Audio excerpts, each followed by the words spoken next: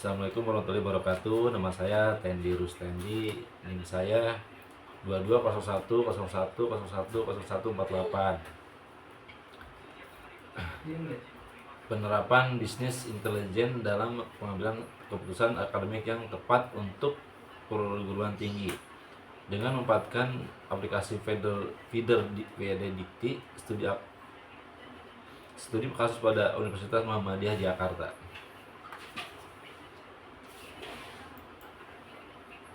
Latar belakang: di era perkembangannya teknologi informasi saat ini sangat penting bagi lembaga perguruan tinggi, membutuhkan suatu dukungan dalam hal pengambilan keputusan akademik.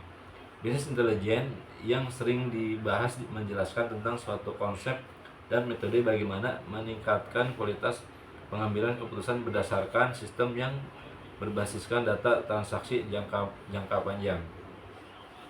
BI bukan hanya sebuah produk ataupun sebuah sistem.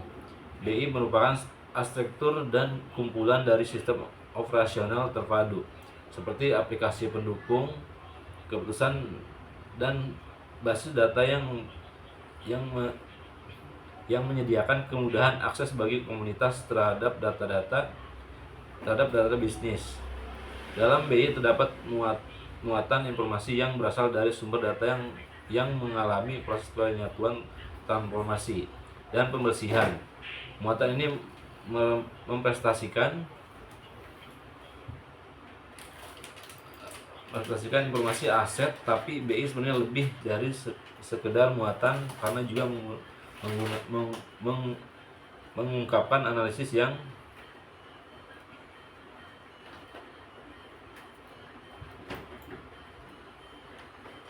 BI sebenarnya lebih dari sekedar muatan karena juga mengungkapkan analisis yang dilakukan pada muatan itu.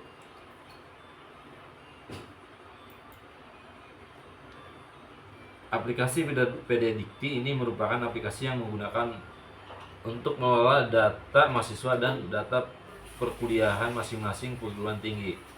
Dirjen Dikti telah merilis pangkalan data pendidikan tinggi PD Dikti Feeder untuk menggunakan perguruan tinggi. Ini adalah aplikasi yang digunakan untuk sinkronisasi data perguruan tinggi ke database Korlap. Operasionalisasi aplikasi ini ditangani langsung oleh masing-masing perguruan tinggi. Terdapat beberapa aplikasi yang saling berkaitan satu sama lain, diantaranya: 1. Korlap merupakan pusat data di mana seluruh laporan data perguruan tinggi akan tersimpan di sini. Feeder PD Dikti merupakan aplikasi yang diinstal di masing-masing perguruan tinggi, satu aplikasi untuk digunakan bersama untuk seluruh program studi dalam satu perguruan tinggi, atau jika tidak memungkinkan diinstal komputer masing-masing komputer operator. Kedua aplikasi tersebut saling berkomunikasi yang disebut dengan proses sinkronisasi. 3.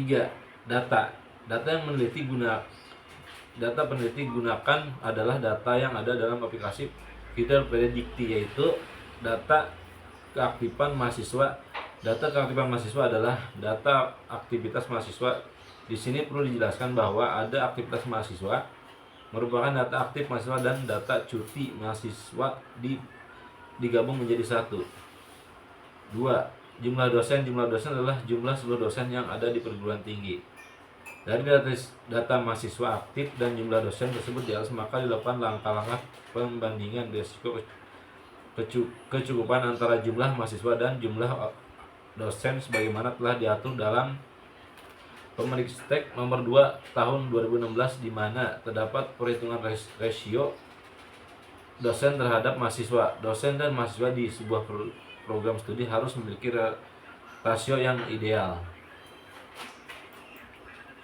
Kesimpulan dari pembahasan dan hasil di atas, peneliti dapat menarik sebuah kesimpulan antara lain: 1. Bahwa perguruan tinggi dengan aplikasi PD Dikti dapat dijadikan dasar untuk penerimaan mahasiswa baru di tahun yang akan datang. 2. Apabila akan dilakukan penerimaan mahasiswa baru dengan jumlah mahasiswa yang tidak terbatas, maka perguruan tinggi harus diadakan juga penerimaan dosen sehingga bisa memenuhi rasio dosen terhadap mahasiswa. Hal yang harus diperhatikan oleh perguruan tinggi yaitu mengenai rasio kecukupan antara mahasiswa dan dosen, sebagaimana telah diatur Permenristek nomor 2 tahun 2016. Adapun masih terdapat rasio yang tidak sesuai, maka pemerintah juga sudah menyiapkan sanksi. Sekian dari saya, terima kasih. Assalamualaikum warahmatullahi wabarakatuh.